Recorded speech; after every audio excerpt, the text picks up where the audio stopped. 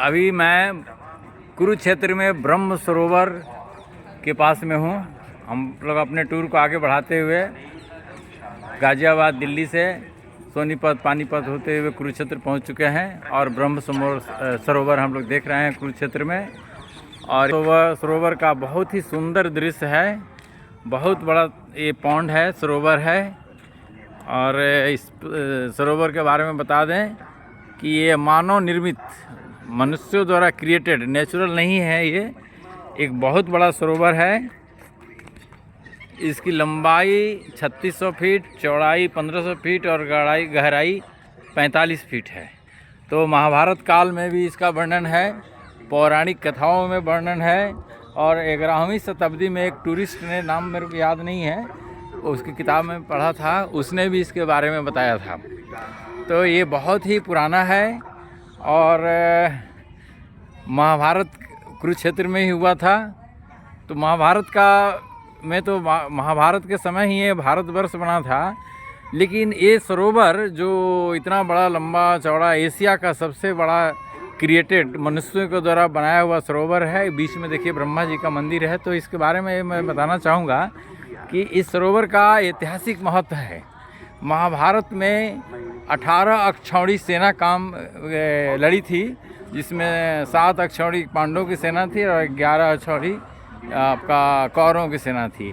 तो एक अक्षौणी में घुड़सवार और हाथी घोड़े मिला करके 2 से 2.5 लाख आदमी आएंगे, जिसमें 22,000 के आसपास में घोड़े, 22,000 रथ, 22,000 हाथी और 65,000 घुड़सवार और 1,10,000 इसमें आते हैं पैदल सैनिक।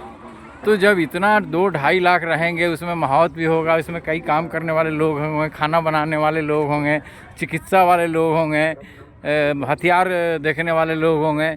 तो एक अक्षौणी में कम से कम 3 से 4 लाख आदमी आ जाएंगे। तो 18-3-54 मतलब 60 लाख लोग यहाँ आए होंगे। तो उनके लिए पानी का व्यवस्था भी तो करना होगा। तो ये सरोवर जो ब्रह्म सरोवर कुरुक्षेत्र में है, तो एक महाभारत का एक ऐतिहासिक प्रमाण देता है। एक केवल पौराणिक बात नहीं है।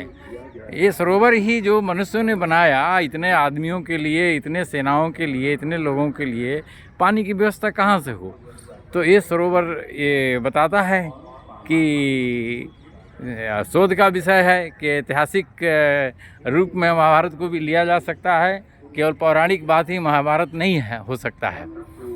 और ये ऐसा हमारी पौराणिक कथाओं और पौराणिक धर्म के मान्यता है कि ब्रह्मा ने यहीं से सृष्टि की रचना की और सृष्टि की उत्पत्ति यहीं से हुई। तो कुरुक्षेत्र का ये बहुत ही पौराणिक महत्व है इस सरोवर का। और देखिए इस तालाब में मछलियां हैं, बहुत बड़ा तालाब है सरोवर। अभी मैं ब्रह्म सरोवर में टहल रहा हूँ। ये देखिए ब्रह्म सरोवर का दृश्य दिखा रहा हूँ। ये अभी पार्क वाला जगह है। और देखिए ये ब्रह्म सरोवर इस साइड में है, 2 भागों में बटा हुआ है। अभी उधर का मैं सीन दूसरे तरफ का दृश्य दिखा चुका हूँ। तो एक बहुत ही खूबसूरत नज़ारा यहाँ देखने को मिल रहा है। काफ़ी मछलियाँ हैं, बहुत बड़ा तालाब है। तालाब के बारे में, इस सरोवर के बारे में बता दिया हूँ। एक नज़ारे ही नज़ारे हैं। नज़र बदलो तो नज़ारे बदल जाते हैं, कश्तियाँ बदलने से कुछ नहीं होती है, दिशाएं बदलो तो किनारे बदल जाते हैं। तो बस जीवन की दिशा बदलना है। और गीता का उपदेश भगवान कृष्ण ने यहीं से दिया था। और आज हम गीता का ज्ञान से प्रेरित होते हैं, सीख लेते हैं, जीवन में बहुत कुछ अपनाते हैं।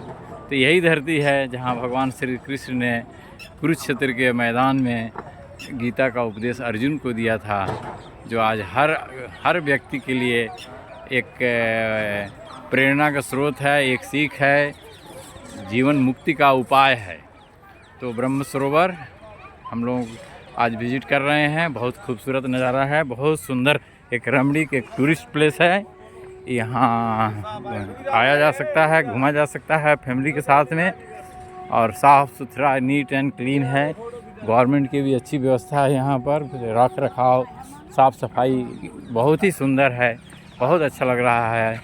और हम लोग यहाँ से अब फिर अपने आगे की पड़ाव मनाली के लिए जाएंगे।